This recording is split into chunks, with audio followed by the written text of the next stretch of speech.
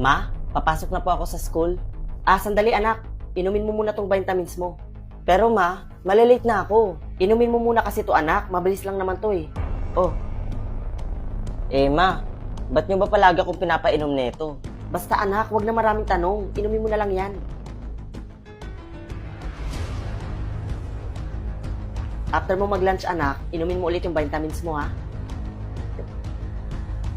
Uy, best friend! Bakit parang late ka ata ngayon? Kaya nga best friend eh. Si mama kasi ang kulit. Palagi niya akong pinapainom nung gamot na hindi ko naman alam kung para saan yun. Talaga? Para saan kaya yung best friend? Hindi ko nga alam, di ba? Ay, sorry. Tara na nga, pasok na tayo. Class, sino gusto mag-tour sa bago nating estudyante? Ma'am, ako na po. Sige. Salamat, Marvin. Nakikita mo ba yon? Hindi pa yan tapos ha, pero yan yung building ng engineering. Tapos doon naman sa may bandang unahan, yan yung papuntang clinic.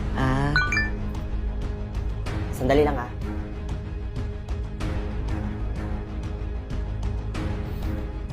Sino yung nag-text sa'yo? May problema ba? Wala, si mama lang. Nire-remind niya lang ako na uminom daw ulit ako ng gamot na palagi niyang pinapainom sa akin. Ganun ba? Sandali lang ha. Sige, take your time. Teka. Yan ba yung vitamins na sinasabi mo? Oo. Bakit? Marvin, makinig ka sa akin. Huwag na huwag mong iinumin yan. Bakit naman? Delikado ang gamot na iniinom mo. Kaya hanggat maaari, huwag mo nang ituloy ang pag-inom niyan. Ano? Para saan ba to? Hindi vitamins ang tawag dyan. Dahil ang gamot na yan ay gamot para sa